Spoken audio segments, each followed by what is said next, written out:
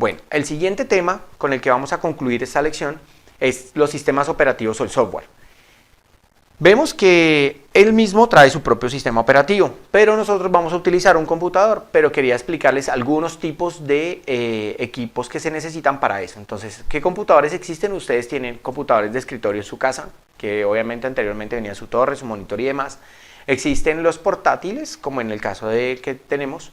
Existen portátiles, pero de tipo rígido, que obviamente son para trabajo pesado. Existen equipos todo en uno, que ya es la pantalla integrado con todo, y existen equipos móviles, como las tablets y celulares. ¿Cuál necesito comprar yo? Yo les diría que cualquiera de ellos les puede servir, pero imagínense lo dispendioso que sería tener una torre, un monitor, teclado y mouse para llevarlo a donde estemos con el vehículo. Obviamente, si le hacemos toda una implementación, un carrito o un gestor para llevarlo, sería lo ideal. Pero si no, vamos a tener que pensar en un computador que sea fácil de llevar, que me permita tener una muy buena carga, ¿cierto? Que adicional a eso tenga puertos de comunicación USB disponibles para yo poderme acceder, dependiendo de las incomodidades que pueda tener el vehículo. Y adicional a eso, que me permita tener la capacidad necesaria para acceder al computador. Mi recomendación, ya un término personal, porque obviamente marcas existen muchísimas, componentes existen muchísimos, pero yo les recomiendo siempre procesador de marca Intel.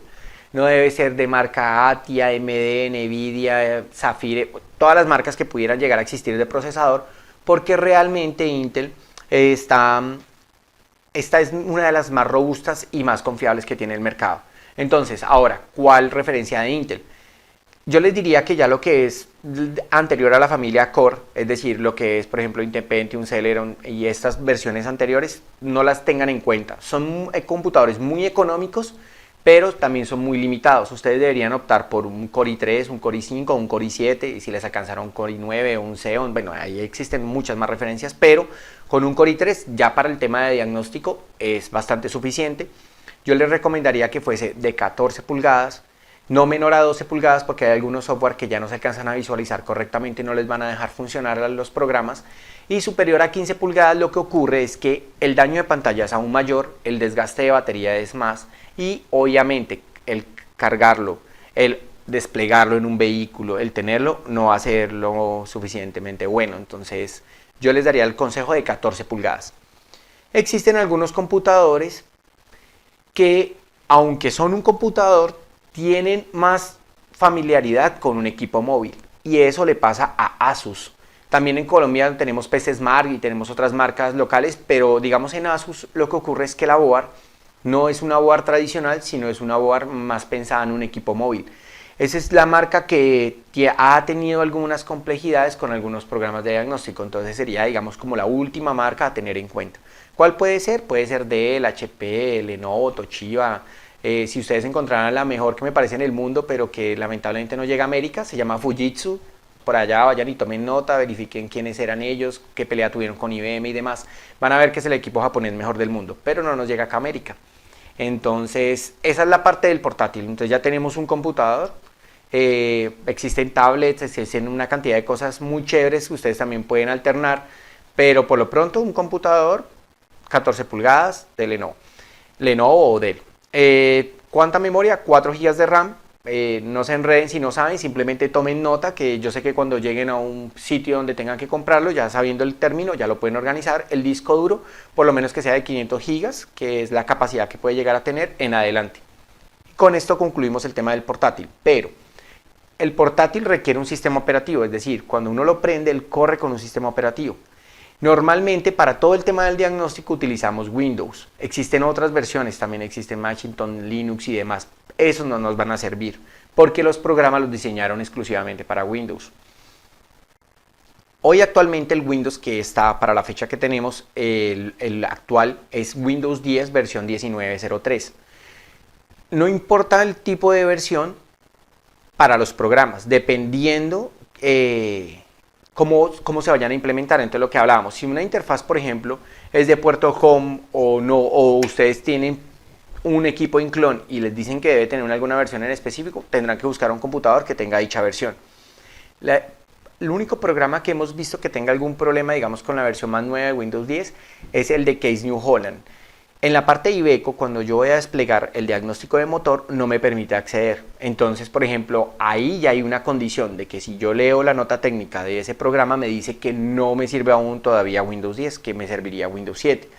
Y así puede ya existir en este momento otra versión, cuando yo lo estoy hablando, que ya pudo haberlo tenido el soporte. Entonces ustedes pueden entrar al fabricante y hacer ese análisis. Ahora, existen otras plataformas que no son compatibles, como les comentaba. Dirán, ¿y los equipos móviles cómo funcionan si esos traen Android? Pues imagínense que también existen ya algunas aplicaciones que ustedes pueden encontrar en los gestores de descarga y las vamos a ver cómo se conectan y que ya dentro de muy poco tiempo vamos a tener aplicaciones por medio del celular para poder hacer el escaneo. Otra parte que podemos ver es la característica del software. El software es el programa que vamos a usar para poder acceder a la red del vehículo.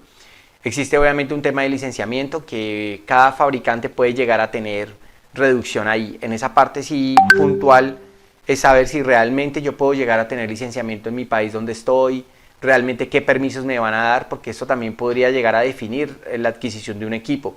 Porque si en mi país únicamente me van a dar acceso a la parte básica, tal vez ya la gestión de CUMI no vaya a ser la más apropiada, sino tenga que buscar un escáner genérico que me permite llegar a tener hasta ese nivel.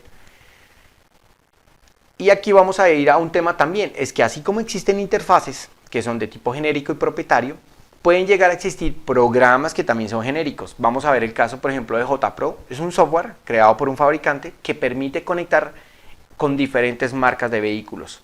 Entonces, él es de tipo genérico. Y si existen propios, como en el caso de Insight de Cummins, que es el que vamos a entrar para hacer el diagnóstico de Cummins, y es con el que se puede hacer todo lo de ese fabricante. Aquí hay un tema muy importante que va a cambiar dentro de muy pocos años. Es que muchos fabricantes de dicho software están llevando al tema online, es decir, accediendo por una página web con usuario y contraseña para hacer el diagnóstico de los vehículos. Todos los vehículos que son del grupo Mopar, hablamos de lo que es Fiat, Dodge Ram, ya hoy tienen una aplicación llamada WeTech, que es online. Y para ciertos modelos de vehículos muy nuevos debo acceder a través de una aplicación online y puedo hacer el diagnóstico. En ese caso, ¿ellos qué hicieron?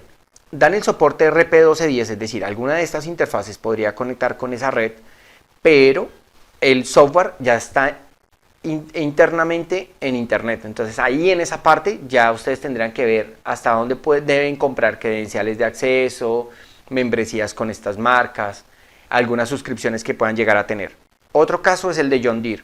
En su última versión del software, aunque dejan una parte de offline, porque obviamente sabemos que una máquina no pueda llegar a tener conexión a internet si está en el campo, pero entonces dan un tiempo mínimo de conexión offline y el resto es online. Entonces ahí tendrían que hacer el detalle, no sé cuándo lleguemos ahí, qué vaya a ocurrir y qué otras cosas puedan llegarse a inventar, pero para que lo vayan teniendo en cuenta. Los computadores tienen diferentes puertos de comunicación. Tenemos puertos USB, puertos COM, Bluetooth, Wi-Fi. Algunas interfaces de estas pueden llegar a tener también. Sabemos que hacia el vehículo maneja un cable de conexión que no se puede obviar porque esa unidad no maneja ningún tema inalámbrico. Es decir, que este cable va a tener que seguir existiendo hacia el vehículo de conexión. Pero de acá hacia el portátil ya se han obviado algunas conexiones. Por ejemplo, esta interfaz que tengo en las manos, de todas estas es la que tiene la mejor conexión de tema inalámbrico. ¿Por qué? Porque ella maneja en simultánea, puede manejar Bluetooth y Wi-Fi.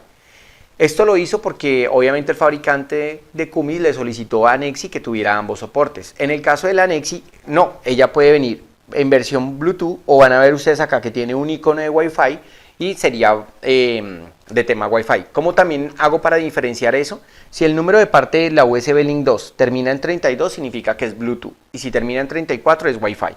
Es una forma de identificar entre una y la otra. Pero en este fabricante le dio el soporte de los dos. Él le dijo, no, yo quiero tener ambas conexiones y yo las puedo tener a disposición. Bluetooth puedo tenerlo hacia el equipo móvil o Bluetooth lo puedo tener hacia el computador o Wi-Fi de igual manera. Entonces existen. ¿Qué es lo que ocurre con esos protocolos o esa forma de comunicación? Que obviamente el USB es de los más robustos y estables del mercado. esos pueden llegar a tener afectaciones por ruido, línea de vista, otro tipo de, digamos, de equipo que pueda conectarse y demás. Ustedes lo ven en su casa y en cualquier lado cuando se conectan a través de una red. Entonces, para el diagnóstico está bien, pero si ya van a reprogramar, hacer algún procedimiento en específico, yo les sugiero que lo hagan a través del puerto USB. Hasta Caterpillar tuvo una interfaz que antes del ConAdapter 3, que era la wireless. Ella es una que maneja una antena, ustedes también las ven en las máquinas, sé que la conocen. Esa interfaz, por ejemplo, solo tenía la conexión Wi-Fi, porque por norma en algunas máquinas no se podía tener más de un operario dentro del vehículo. Entonces lo que hicieron fue poner un equipo que trae unos imanes que lo conectan al exterior de la máquina y se podía escanear de forma remota mientras que el operador de la máquina trabajaba con ella. ¿Qué es lo que pasa?